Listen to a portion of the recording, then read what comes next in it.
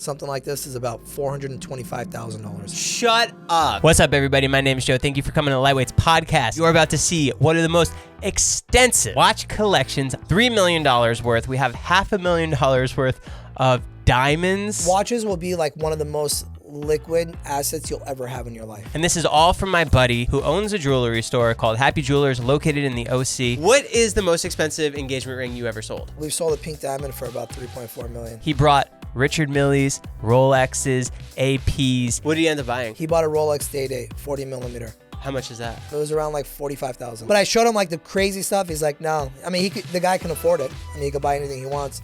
But he's like, I just want something simple, clean. I just want to show my personality with it. I don't want anything too crazy. So we get into the biz. We find out all the tricks of the trade. Can I ask how much you bought it for? I bought it for $580. And if you're new here, make sure to hit the subscribe button. Leave us a comment down below and a thumbs up. So thank you for watching and enjoy the podcast. What's up, Lightweights? Today we have Happy Jewelers, where I got my wedding ring, where I got my engagement ring. We have the owner, Danny. Thanks for having me, dude. You guys are the premier luxury jewelry watch. Like, you guys are the everything. We have pieces from, $100, and we have pieces for $1 million. What do you have here? What'd you so bring? Here, I brought some of the most exclusive and rare watches probably in the world. Patek Philippe's. Pateks, Rolexes, AP one-offs, AP 20 pieces made, tourbillon movements, and we have a Tiffany & Company Patek Philippe, which a lot of people don't even know about that. We have a full factory Arabic Day-Date Platinum with a special cut bezel, RM11, 3 of 3. I mean, we even have MB&Fs too. We do a lot of independents as well. So it's like, you want the hype pieces, we have it. You want the one-offs, you want the independents, whatever you want, we have it. How much is this case? I was actually telling JJ, this is probably like $2.5 to $3 million. Thank God we have security here. Yeah, exactly. That's insane. You just drove in the car with that. Where do you get these? We get them from all over the world. I mean, me and my brother were both known as buyers, right? So when people want to liquidate, people want to sell, people want to trade things, when a number comes out of our mouth, we pay essentially. You guys own these and then you just try and sell them to whoever? Yes. Wow. I mean, look, not many people, I don't want to sound like come off cocky or arrogant or anything like that. No, you're not. Not many watch dealers can stock items like this because it's a lot of money. There's a lot of value, right? I mean, it's like you have right here is over $400K in one piece. So it also takes a lot of guts to be able to buy a piece like that and wait for somebody to buy it. But we have customers from all over the world, so we move it. How often is someone buying a watch like this from you? Not often. I mean, a watch like this, it'll take about a month to 2 months to sell. Sometimes it sells within a day. I mean, you never know, right? It can move any day. Do you have a list of people you're like, hey, got the new? We have a list of people. We're really big on social media on Instagram. So every Tuesdays and Fridays, we'll put our new watches that come in, top 5, and then we'll do like a Friday sale. But we have customers that come from all around the world. Sometimes you'll have people, we have customers flying in from the Philippines that will come in. We have people coming from Hong Kong, Japan, Singapore.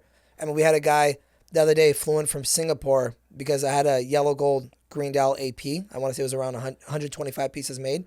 He was looking for the last 2 years for the watch, couldn't find it. He saw us on Instagram, saw that we had the watch, sent us a DM, wired us the money, and came 2 days later and picked it up. I don't know what to say to that. That's crazy. Yeah. How do you know so much about watches yourself? Because you're talking about like all these numbers and letters, and I'm just like... Yeah. Research. I mean, I do my studying. I like to read. I like to research the market. I like to keep myself up to date because, for me, we buy 15, 20, 25, 30 watches a day. So if I'm not up to date and I'm not current, I could lose a lot of money. Is it almost like a Pawn Stars situation when you're buying a watch? No, it's not like that. What is it like? Because I've seen people come in and they just have their 10 watches and you're like, I'll take this for like 10 grand. I'll take this. I'll tell you like this. Like this, I bought this one and I bought another Patek with it. I didn't bring it. I had another 5712R. He was buying a house. So he sold the 2 watches and 3 watches actually for $380,000 and for the down payment for his house. Are watches a great investment? I hate using that term investment because watches will be like one of the most liquid assets you'll ever have in your life, right? You can't sell a watch or you can't sell a car in one day. You can't sell your house in one day. There's not many things that you can walk into somewhere and get money instantly. A watch is something, you need money, you can have money in your hands in 30 minutes to an hour if you know someone that you can sell it to. which anybody will buy it. Do you ever hear stories of people wearing their watches like in the ocean and it gets ruined and destroyed? Yeah. If you don't know how to wear it properly and leave the crown open, of course, that can happen a lot. I actually had a customer come in the other day. He had a deep sea and he needed a link and the watch was big on his wrist. And I said, hey, dude, the watch fits you. Why do you want an extra link? He's like, well, I actually use it for the correct thing and I go diving with it. I said, wow, and I sold many deep seas in my life and the store. He was the first customer I've ever met that actually used it for the correct purpose of it. Because it's a dive watch. There's an escape valve inside of it. So, when you're going underwater and the pressure gets so deep, it'll actually release pressure from the side of it so the crystal doesn't pop off. And what's the point of that? Because it tells you how deep you're going on that watch? Yes. And no one uses it for that. Nobody uses it. I'm telling you, we probably saw 20, 30 deep seas a month, and he's the first guy I ever met that actually used it for the correct way. What would you say is the best watches to invest in? Rolexes. Why? Because you could walk up to any person on the street and you ask them, hey, do you know what a Rolex is? They're going to know what a Rolex is. I mean, you could walk up to my 6-year-old daughter and say, hey, do you know what a Rolex is? She goes, I know what a Rolex is. Do you know what an AP is? What's an AP? Do you know what a Patek is? Richard Mille. A lot of other brands, Rolex, they're marketing geniuses. They know exactly what watch to come out with. They know exactly how to market it. They market it for the mass. So Rolexes will always be number one. Even sellers in our store, right? 70% of our inventory is Rolexes, and then 30% is everything else. Do you think the Rolex shortage was almost intentional? Rolex didn't stop producing less. They didn't make less watches. It was just the demand went up, right? Don't forget, Rolex, they produce a lot of watches a year compared to other brands. Rolex will probably produce over 1 million watches a year compared to brands like Patek and AP who does 35 to 40,000. And you have brands like Richard Mille who does like 3,500 to 4,000 watches a year. So Rolex is mass produced. It's just the demand went crazy, right? Before 7, 8 years ago, 9 years ago, you had a very few percentage of people that were buying watches. Now you have 17, 18, 19-year-old kids and they're coming in and they're buying their first Rolex. It might not be a $50,000, $60,000 Rolex, but they're buying, a 36 millimeter date just for $5,000, $6,000, and then they'll eventually upgrade it. And a lot of people go, oh, the new generation, they like this luxury. I personally don't think it's a bad thing because if you like nice things and you want to wear nice things, you're going to work harder for it. What makes a Richard Mille so expensive? It's the movement. Like the hype? Not the hype. Oh, well, yeah. I mean, the hype, obviously, everything. If a watch doesn't have hype, it's not going to keep its value. But Richard Mille is also, they're very smart with their marketing, right? They put their watches on the hottest Formula One guys, hottest soccer players, tennis players, and they essentially market it. But the movement and what goes into actually making a Richard Mille is not like any other company. The materials they use. I mean, I could show you some movements that Richard Mille makes that will blow your mind. Movements in terms of what? How the way that the complications. The complications of a watch. Don't forget, some of these watches take, 8, 9, 10 months to build one watch. A lot of people go, oh, well, it's just a colorful watch. It's not just a colorful watch. Yeah, it is a colorful watch and it looks like a toy. But there's a lot of work and a lot of research and development that goes into building that one watch. You obviously have to be up to date on trends. Yes. And seeing how much things, like what's what, who wants what's hype, what's now. Have you ever bought a watch and lost a lot of money on it? Yeah. What? Well, about 1.5 years, 2 years ago, obviously everybody knows watches came down in pricing, right? Yeah. So we had a lot of inventory. Everybody lost a lot of money. The whole watch industry lost a lot of money, right? We normally stock 800 to 900, sometimes 1,000 watches in stock. So there were some watches that I had in my inventory that I bought for 110 grand that I ended up selling for 60, 65K. Yeah. I mean, look, this watch right here, or you know what? Here, let me give you a better example. The Rolex Rainbow Daytona, right there, right? Yeah. Right now I have it for sale for $620,000. At the height of the market, that watch was almost $1 million. So that alone came down about 40%. Can I ask how much you bought it for? I bought it for $580. But if you wanted, you could just not sell it, correct? And just wait for the market to come back up? Or are you trying to kind of just... You want to turn your money. As a watch dealer, you want to turn your money. I understand the concept of what you're saying, but for watch dealers, it's all about turnover, right? So a lot of people go, oh, gray market guys have crazy profit. It's not crazy profit. Gray market guys make a lot of money, but it's because their turnover is high, right? So when you're buying a Rolex, your margin might be 5, 6, 7, 8%, but you're going to turn that money over 4 or 5 times a month, right? So now it's like you're making $800 or $700 on a watch, but if you turn that money 4 or 5 times, now all of a sudden that $10,000 investment, you made 3-4 grand on it. Right. Right. Whereas other brands, your margin might be higher, but it might take you 30 days, 60 days to move it. When was the last time someone came in and you were impressed at what they were wearing? Like really blown away? Oh, that's a good question. We have customers walking in with all kinds of pieces. I had a customer wearing the Tiffany Paddock, the turquoise dial, the one that goes for about $2.5 to $3 million. Just very nonchalantly walked in with a 28-year-old kid. A guy? A guy. I went over and shook his hand, and I talked to him the whole time he was over there. That's crazy. Yeah. Did you ask him where he got it? He bought it straight from Paddock. And when you get a watch like that, do they put you on a waiting list to make sure you have certain requirements before they? So that watch, when they first came out with it, the first people that got it were the biggest celebrities, right? You have like guys like Mark Wahlberg, Jay-Z, Kevin Hart. They give it to them at retail, $30,000, right? And then when it went into auction, I think it auctioned for a little over $6 million, right?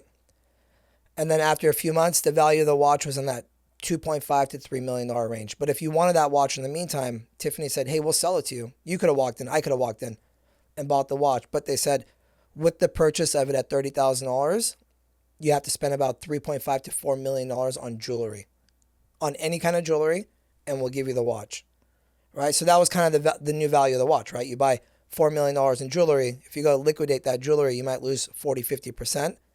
So you're essentially going to be into the watch for close to $2 million. Is that just a way for them to keep the pool exclusive? Pool exclusive and to make money. I mean, look, at the end of the day, all these companies they're for profit. Yeah. You know what I mean? So they have to make money. What's your favorite jewelry movie? Uncut Gems?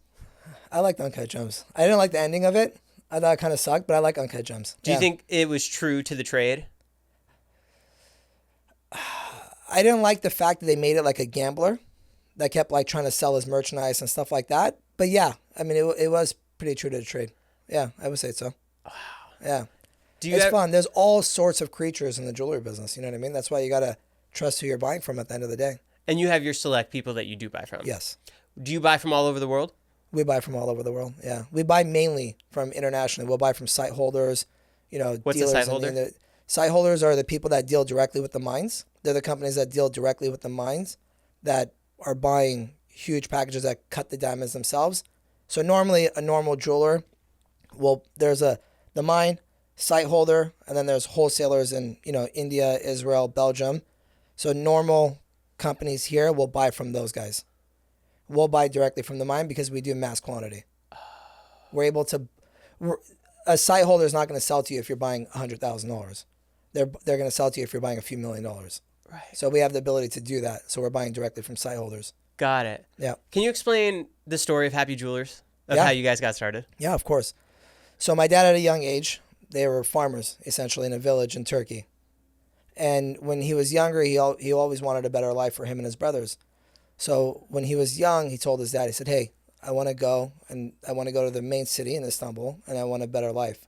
So he went in, he started as a driver, janitor, saved up enough money and opened up a little bench. Like when I say a bench, like a little desk to do like jewelry repairs. And as he was doing repairs, he would make enough money and he would make one piece of jewelry, put it on his desk. And as people walked by, they would buy it. And he slowly built and built and built and built. And he opened up a little factory. And then when his brothers were old enough, he brought his brothers to Istanbul to help him run his little store that he had. And then when one brother got his green card, obviously he sent him to the U.S. and they opened up a store. And then the other brother opened up another store. And then eventually my dad came over too. But, at that time, it's like when they first started, my dad would always tell me, sometimes they would barely have enough money just to buy a loaf of bread to feed my mom, his 2-3 brothers, and whoever was staying. Is like sometimes we would just barely have enough money for bread and butter just to fill ourselves up for the night. And then he put all the money just right into the business? He put all the money right back into the business. Was it always called Happy Jewelers? No. So my dad's company is called Eric Mounting, which we still have and operate and own, which is in LA in the jewelry district. And then when my brother was 18 years old, my dad wanted to open up his own store. So he actually bought a store from an Oriental family whose store was called Happy Jewelers. So it's actually Eternity Jewelry, DBA Happy Jewelers. But because we didn't want the old customers to not come back, we kept the name Happy Jewelers. And now it just kind of became a trend, Go to Happy, go to Happy. You guys kill it on the trend. Yeah.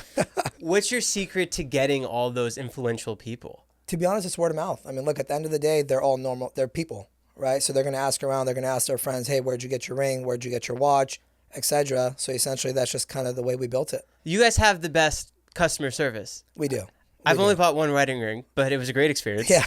I went to a couple other places, and JJ's over here. He was the one that helped us, and he like dumbed it down for us to really figure out like the quality and the size and just what to get exactly. And because prior to that, we were just so confused and so overwhelmed. And at the end of the day, too, he wasn't pushing anything on us. No.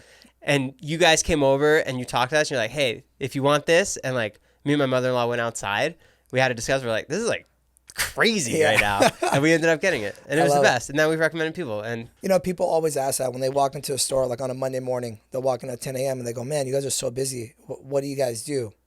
There's no secret to success. If you just take care of people, you give customer service, you're consistent, and you create relationships, people will always come back. They just want to be taken care of. And they don't want it to be pushy. Look, walking into a jewelry store or a watch store is very intimidating. Even me, as a guy that we own a big jewelry store, right? Sometimes when I'm at the mall and I'm going to South Coast and stuff, and you walk by the boutiques, even for someone like me, I'm like, man, like it's a little intimidating to walk in, right? You're like a little bit like, so I always tell employees, always have a smile on your face. People, when they're walking in, they're nervous, right? I mean, guy's probably buying an engagement ring. He's already nervous as is, and then he's walking into a jewelry store that's jam-packed. You just got to be very welcoming. Well, let me ask you, how'd you hear about us? My wife follows all the Dodger players and all their wives and loves the Dodger family, and you guys supply a lot of those people, and anyone from like Bachelor Nation, reality TV shows, everyone's down at Happy Jewelers. Yeah. So at the end of the day, it's like, where are we going to go? We're going to go where we see everyone who like is like happy with it. Yeah. And that's kind of how we got influenced. So when we called JJ, someone said like, come see JJ. So we did, and guys, go see JJ. And it's probably JJ that answered the phone. Probably. Like, hey, go see JJ. He's a number one. He's like, let me tell you about this guy. He's really good. And just through social media, because that's really where I feel all the marketing really is, especially for younger people who are the ones getting married. Yeah, 100%. I mean, social media is huge. If you're not on social media and you weren't on it and you want to have a business, get on it. Yeah. I mean, you have to stay relevant. I mean, it's such an amazing tool that you could essentially like tell people, hey, we're opening on a Sunday, which we don't normally open. And the message gets out there. It's better than email. It's better than, social media is key. Yeah. One of the coolest pieces when I went to the store was seeing a Joe Rogan necklace that you guys had made for him. Yeah. Did he ever pick it up? Look, it's not something that like we could talk about too in depth, but a good friend of ours, Cody No Love, who's a huge UFC fighter, is a really good friend of Joe Rogan. And we're huge fans of Joe Rogan. So we told Cody, we said, hey, we want to get in touch with him. And Cody's like, you know what, make him something and I'll take it over to him and I'll present it to him. So we actually made the piece and we presented it. From what we know, he loved it. Got it. So when you make a custom piece, what does that look like from the jeweler's end? From our end, so first we'll start with an etching, like an actual drawing, where we'll draw something up, fix the mistakes and everything like that, kind of like the end product that we want. And then we'll take it into a CAD, which is a 3D rendering. And then we'll actually print from that CAD. It will go into like a mold. And then from that mold, you'll cast it, you'll make it into gold, and then you'll start setting the stones. Because a lot of pieces that are iced out, they'll come out as solid pieces. It's an actual setter that sits there with the microscope, and he'll drill it out and make the prongs one by one and set each and every single stone. So sometimes custom pieces will have, 8, 9, 10 hours, days of man hours to actually finish it. Yeah. When someone buys an iced out necklace, say for $1 million, are they getting $1 million worth of diamonds, or are they getting $1 million, $1 million including diamonds and craftsmanship and those man hours? Everything. Yeah, so it all depends, right? If it's like, a custom necklace with a 10-carat diamond, and then the rest of it, there might be less labor and less man hours. But let's say they're getting like a 3-kilo chain some of these rappers are wearing with all these diamonds iced out. Yeah, a lot of that is in labor. When they sell it, do they end up losing just some money or most money? Most custom pieces, if you're making it, yeah, you're going to lose some money on it. Yeah, because the person that's buying it is not going to essentially want to pay you the labor. Got it. They're going to want to buy it for gold plus diamonds. So it depends. What are some Rolex fun facts? You mentioned before that people buy a Rolex and they just carry it around as a plane ticket. Yeah, I actually got a lot of heat for that. A lot of people were really crazy on me, but it's actually a true concept, right? Like, let's say, yeah, okay, there's credit cards and there's this and there's that, but if you're in a third world country, and a lot of people back in the day would actually take a Rolex with them, whether it was a Datejust or a Submariner or whatever it is, because if God forbid something did happen, like I told you before, right? What's the most popular company? It's a Rolex. Everybody's going to know what a Rolex is. That watch, even if it's worth $10,000, you'll even in a third world country, you'll be able to get $1,000, $1,500 in cash to be able to get home with it. Oh, so they use it kind of just as an emergency. Interesting. Yeah. Instead of taking cash with you, they'll take a Rolex with them. And a lot of people still do it. In terms of what? Why would they want that? Like if they got robbed type of thing? Yeah, like let's say you're in, I don't know, in a third world country or whatever, choose it. You lose your wallet, you get stolen, you lose your passports, you lose your ID, you lose your credit card, you lose all your money. You have nothing. No phone, no nothing. You can't get around, right? You need to be able to get around. Take the watch, sell it for $1,500, $2,000, and I can promise you with $1,500 or $2,000, you're going to be able to get something done. Got it.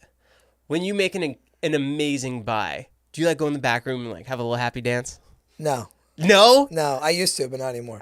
Because it was funny. One time, and this is my older brother, one time when I was like 19 or 20 years old, this is, 13, 14 years ago, I sold a big pair of earrings for like $180,000.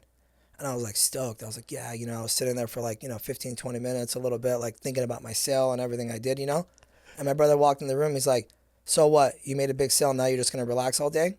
You're not going to go for the next deal? You're not going to go for the next sale? And as a young person, at first I was like, kind of like, what a dick, like, let me at least enjoy the sale I made. But he's right. You made a sale. You did good. Go after the next one. What are you going to do? Okay, yeah, you made a little bit of money. You're going to spend that money until you go for the next deal. Continue to build on it. What's the hardest part of running a business with your brother? Before we used to butt heads a lot because we used to share we used to run the whole company together, right? But then 5-6 years ago, we said, hey, you run the jewelry and diamond side, I'll run the watch side. So we kind of separated it a little bit. So now I love it, to be honest. Look, my dad always told us since we were young, he always said, look, 2 heads are better than 1, right? You're always going to have each other. If you're in a pinch, you're in the pinch together and you're going to figure it out together instead of being by yourself and having to figure out everything by yourself. So I love it. I actually love it. And who trusts more than family? Right. Do movie studios use real diamonds in their heist movies? No. I mean, some could, but I highly doubt it. It's just way too much liability, way too much insurance. No, I don't think so. Can you spot a fake just by looking at it? By looking at it, I can spot a fake, of course. Have you ever bought a fake watch by accident? A long time ago, once, yeah. But it was different. The whole watch was real, but they took them. So they took it was a Panerai, and back at that time they were doing this a lot, right? So what they did is they got a real watch, they took the movement out, and they put a fake movement in there. So the watch I bought was actually, the whole thing was real. The shell of it. Yeah, it's just the movement, which is the value of the watch, was fake. But before we sell anything, we obviously open it up, we check it, we make sure everything is good before we even put it out to the floor to sell. We have expert watchmakers that will open everything up. But yeah, once, and that was it. Was the guy trying to swindle you? Yeah. Oh, fuck him. Yeah, fuck him. And he was good too. Damn. I was young. I was like 19 years old. I was so crushed. I was so mad. And at that time you think you know everything and you're like a hot shot. You're this, you're that. I mean, that really put my morale down big time. But it also made my eyes open, right? Great learning lesson. People. Yeah. You did a house call to John Jones where you brought this watch display? Yeah. What was that? It was actually in Vegas. So John Jones was having his big fight, his last fight that he actually did, where he won.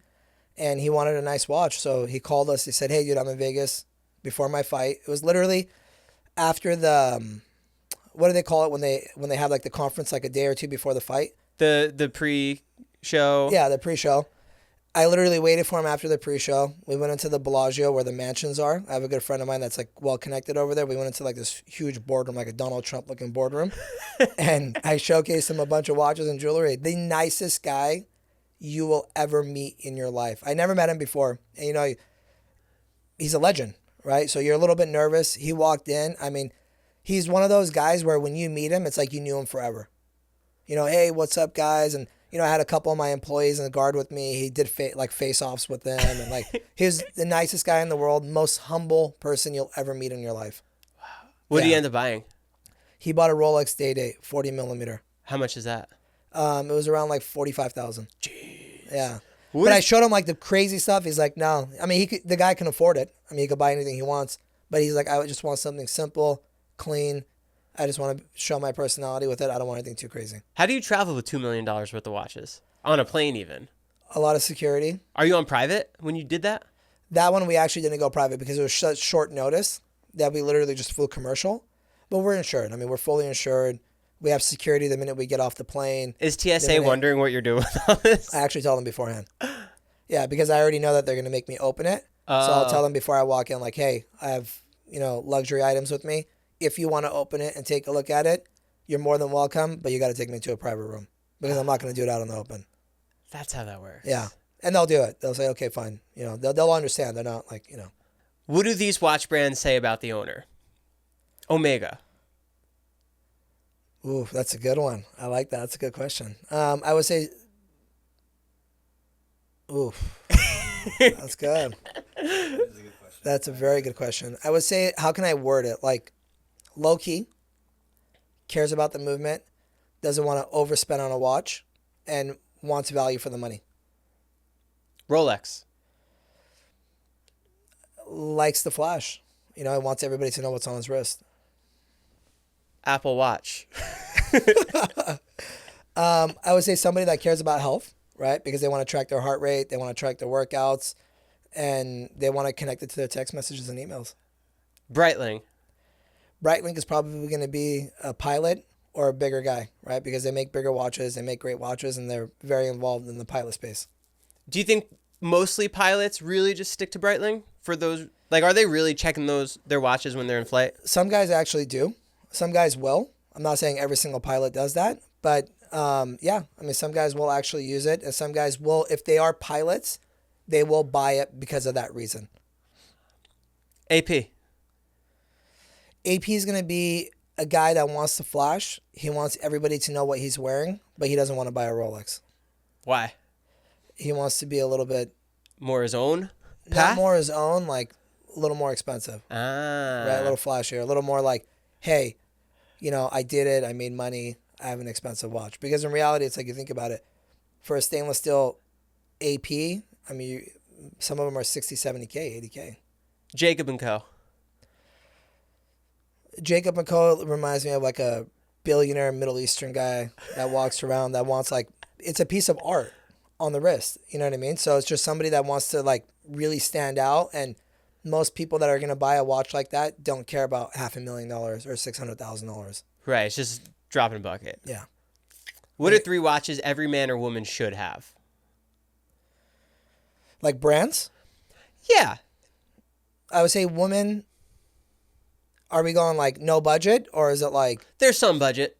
Some budget? Okay. Yeah. Why don't I give you both? I'll give you budget and non-budget. Sure. Right? For non-budget, I would say probably a Rolex, Cartier, and a Tag.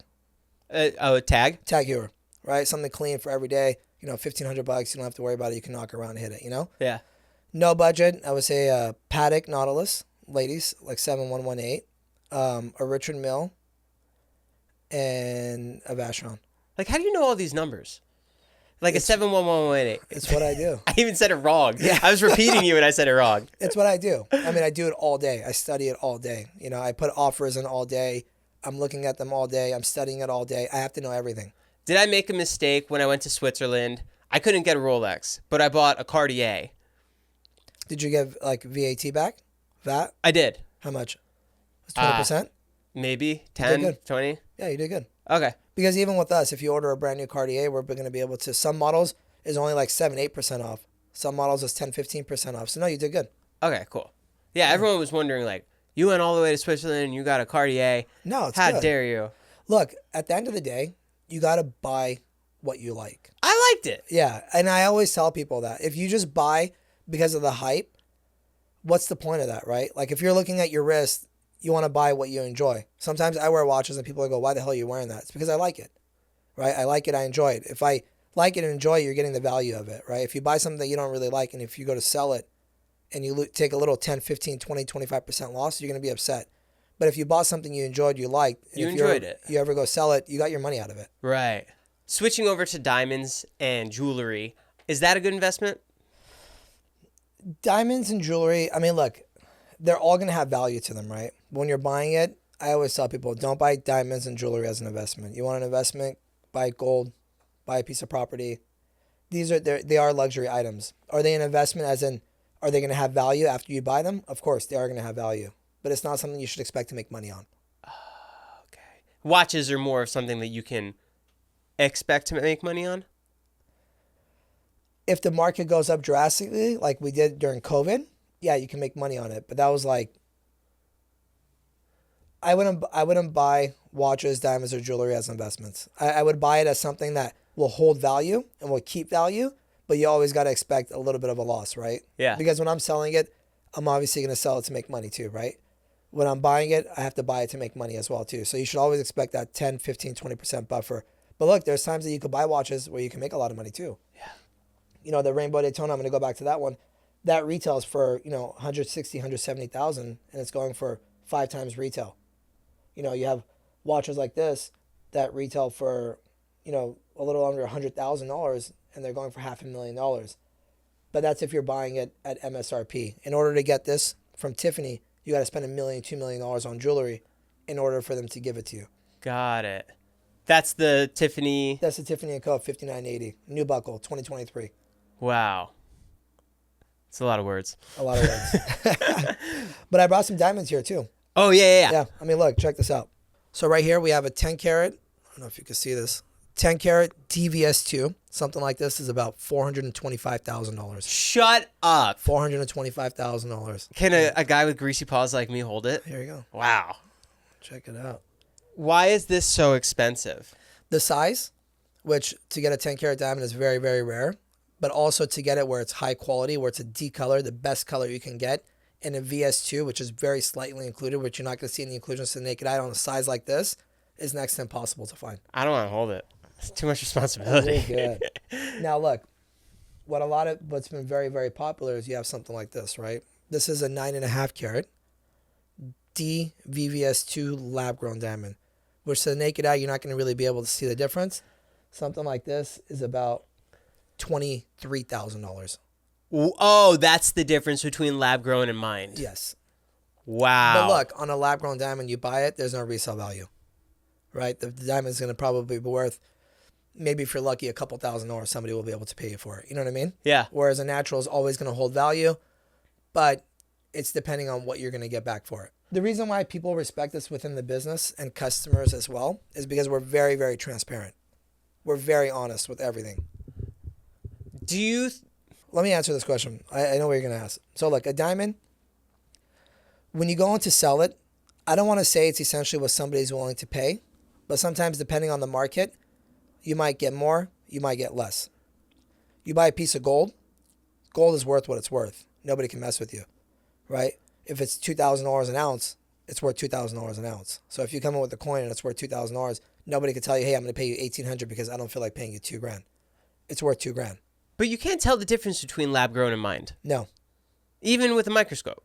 Even with a microscope, you can't tell. So where's the difference of certification? You just have like paperwork to show that it was mined?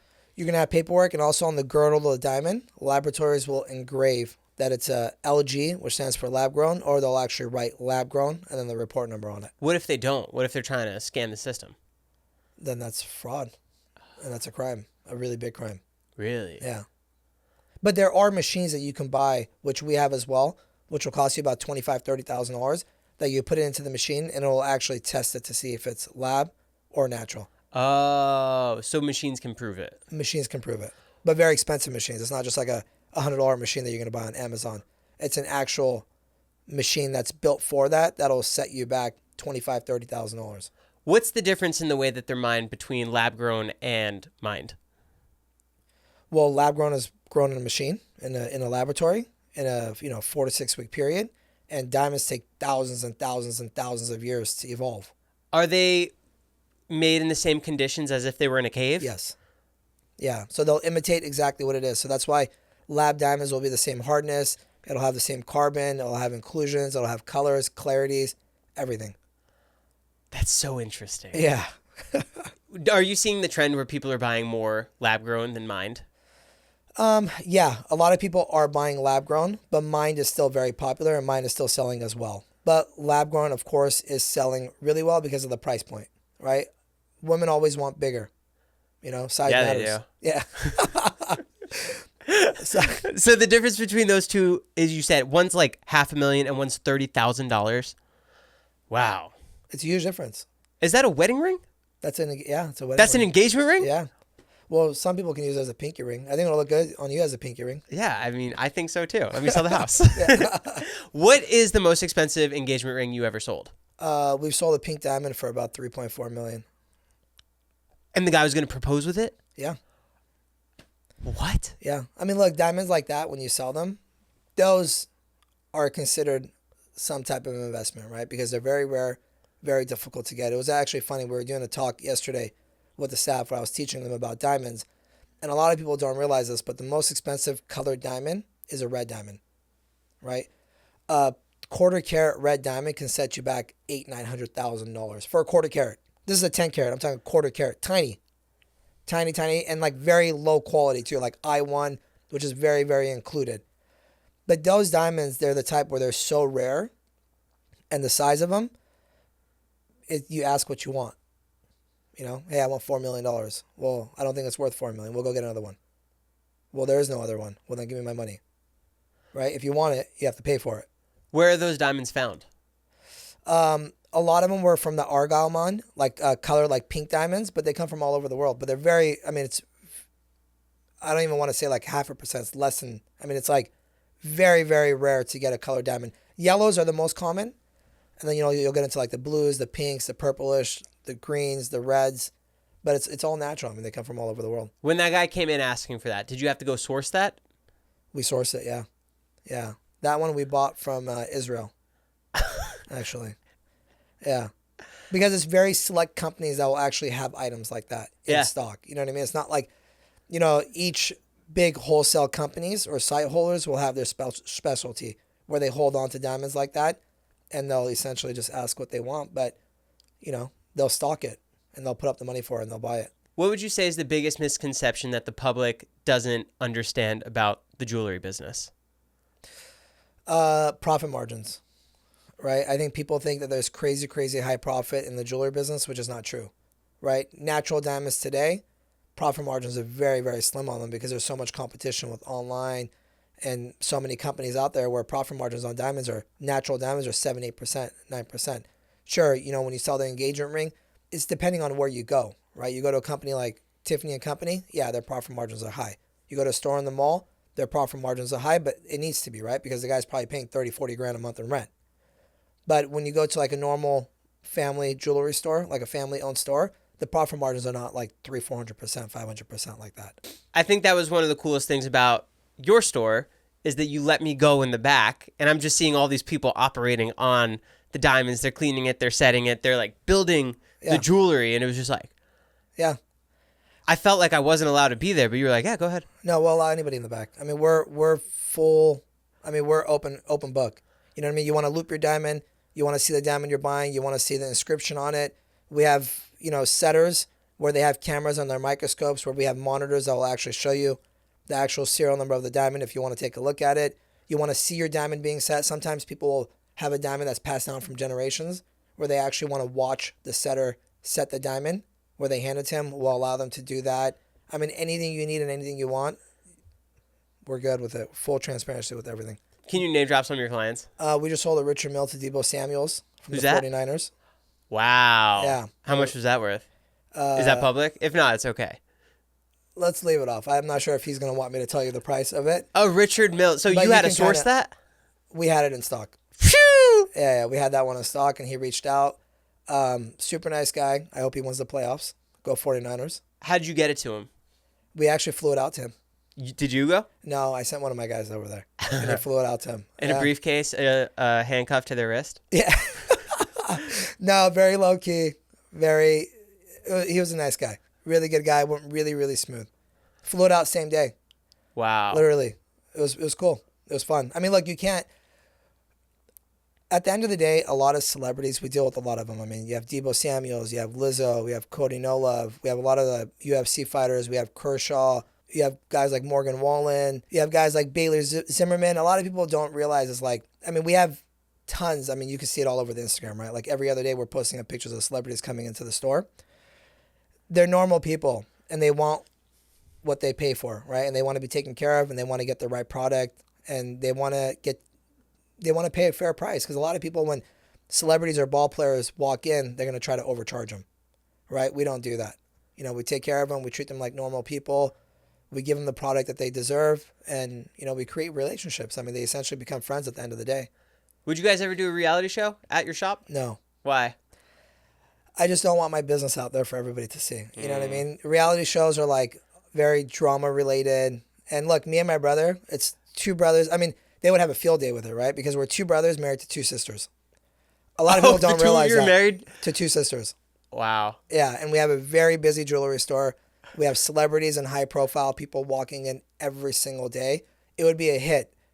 But I just don't want my business out there like that. It's like, how much more money am I going to make, you know? Have you ever been approached for one? Oh, yeah. I mean, Bravo comes in. We have the editors and writers from Bravo come in. They come to the store like once a month, twice a month. And they literally every single day, every single time they come in, when are we doing the show? When are we doing the show? I go, never. But all the time. For the longest time, they've been after us. What are you wearing on your watch now? What are you wearing on your wrist now? So I have an AP Royal Oak 18 karat yellow gold. This is the discontinued version. A lot of people don't realize this, but AP very rarely will make watches in yellow gold. So this is actually a boutique only. When this watch came out, AP didn't own all their own stores in a boutique style. So right now today, you go to and you want to buy an AP, you have to go to an actual store that's only AP. They only sell AP. At this time, there was watch stores out there that were authorized to sell AP, but this was actually a boutique only. So if you wanted the all blue dial, you actually had to go to a boutique. Very rare, very, very limited. At the height of the market, I sold one of these for $280,000. Today it's 110. Whoa. Yeah. And I normally don't even wear metal bracelets or gold bracelets. I always wear rubber straps. I'm not a bracelet guy. My brother's a bracelet guy, but because it's such a rare watch and it's it's a sick piece. I was like, you know what, I got to wear it before it sells, because it'll sell really fast and it'll sell right away. So I wanted to at least enjoy it for a little bit before I sold it. This is heavy duty. It is. Wow. Is a watch still worth it if it doesn't have its papers? Yeah. You just got to buy it for less. I mean, at the end of the day, I always tell this to people, if a watch doesn't have papers and you're buying it from a trusted source, it's worth it, because when you're buying it, you're going to pay less. When you're selling it, you're going to get less. What makes it a trusted source? Like a reputable store or a reputable dealer. Do you buy watches? Do you guys buy watches without papers? Yeah, of course. We'll buy it. And then you pay a little bit less, and then we sell it for a little bit less. And then you have to get it certified, or you figure out if it's real or not? Yeah, I mean, we open up every watch before we even buy it. I mean, we have a watchmaker on site where when we buy a watch, he'll actually open it up right then and there and check the movement, check all the parts, check the bezel, check everything before we even pay out. What's the most shocking thing about watch companies that you found out? When Rolex bought Bouchier, it was one of the biggest Rolex retail stores. They had stores all over the world, and Rolex bought them out. That was a little shocking to me, that Rolex was going to come into the retail space. I think the reason why they did it is because they coming out with their certified pre-owned line, where they're actually going to sell watches as pre-owned to the public directly from Rolex, which I think is one of the stupidest things they could do. It's actually good for the gray market guys like us, because it doesn't make sense, right? You have a Rolex authorized dealer that's going to sell you a Rolex Daytona brand new for $17,000, but they don't have it in stock. But if you want to come to our pre-owned section, we have it over here and we'll sell it to you at $38,000. So it's kind of, it's, I don't know. I don't understand it. It'll work because of the company and who they are. People are going to feel comfortable buying it. But I think a lot of stores are going to use that to leverage customers to buy the pre-owned at a very inflated price in order to get the brand new at the retail price. That's where I got my Cartier watch, from Boucher. Boucher, yeah. So now it's owned by Rolex. Oh. Yeah. And that's what happens a lot with ADs, right? People get upset with me, and I have friends that own ADs, authorized dealers? And authorized dealers, yeah. For Patek, Rolex, and all these brands, they get upset with me when I say this, but it's the truth, right? A lot of people go, well, how can I buy a watch at retail? How can I get this Patek at retail? it's not that simple. So when people come into us, they go, well, the retail's 70 grand and you're charging me 120,000. You're ripping me off. I'm not, because I'm paying more as well too. And the person that bought it paid more as well too. They didn't just walk in and get a Patek Nautilus at 70K and they're selling it for 130, 140 grand. You have to ask that person, hey, what did you buy previously in order to get that? Did you spend 100 grand on jewelry? Did you spend 150 grand on jewelry? You know, they'll make you buy a $100,000 piece, where if you came to me, I would probably charge you 40 grand for that piece. So it's like they're taking a 50, 60K hit in order to buy it at retail. So it's essentially the same thing. I always tell people, authorized dealers are not stupid. They're very involved in the gray market space. They know exactly what the items are going for, and they're going to maximize their value. Are you aware of any crazy diamond heists that have happened that are just so shocking to you? Yeah. I mean, there was one that happened in Antwerp where they stole over $100 million worth of jewelry and diamonds. $100 million. I don't know how the hell they did it, how they pulled it off. Was it from a store? No, it was from like an armored car. Yeah. Like a Brinks truck? Like a Brinks truck. Yep, exactly. And they never got it back.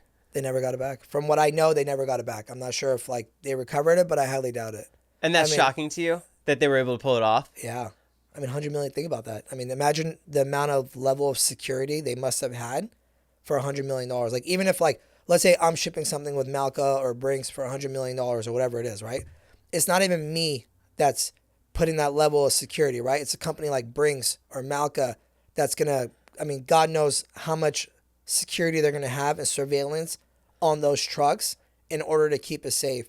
And for a company, I mean, I'm sure they'll make a movie out of that. Yeah. I mean, that's a huge loss. How does that work when you ship diamonds or watches with Brinks? Do you pay an insurance premium on it? We do, yeah. So if it's over a certain amount, like a couple days ago, we sold a Rolex white gold Submariner Sabre. It had a sapphire bezel with diamonds on the lugs. It was like 140 grand, right? FedEx would only insure it for up to 75,000, so we obviously couldn't go that route. So we shipped it with Malka, where it's an armored truck, and they'll actually ship it, and they'll insure you for the exact amount that you want. So like when we're shipping $500,000 or $1 million, like we're shipping this diamond, let's say we're gonna ship it to Arizona, wherever it's going, we'll ship that with Malka or Brinks. We won't ship that with FedEx or UPS. And then someone will come to your store in a truck and pick it up? Yes. They'll come in an armored truck. 3 security guards will come out. It'll be in a fully sealed bag, signed paperwork and everything, and then they'll take it and they take it over. How much shipping does that cost you? Something like that will probably cost you like $1,500, $1,000 to $1,500. That's not bad. No, not at all. Actually, it's not as bad as you think. Especially if you were to go fly it yourself. Yeah, and it's even more. It's risk too. Yeah. Yeah. Crazy. Yeah. Yeah. There's a lot of things that like even like I do it on a daily basis, but I don't even think about it. Right. Like the other day I was shipping a Richard Mille for like $450,000, and I told Janice, who's like handles a lot of that kind of stuff for us. Janice, call Malka, get us a label for $450,000. This Richard Mille needs to be here tomorrow. And it doesn't even like occur to me like what I just said, but it happens and it gets done. And then the next day I call the person wherever they are in the U.S. and hey, I got it. Thank you. Yeah. Money cleared. This is all so crazy, and I can't wait to pick out which watch I'm going to get after this and keep it. And yeah, this is sick. Cool. So Danny, thanks so much for coming. Thanks for having me, dude. Guys, go check out Happy Jewelers. Go see JJ if you're planning on getting any kind of jewelry, engagement rings, wedding rings, anything. Tell him Joe sent you. And seriously, thank you so much for coming by and bringing all of this. Of course. Crazy. Thanks for having us. Sick. Until next time. Happy Jewelers. Bye, Waits. Thanks. Out. Thanks. Sick.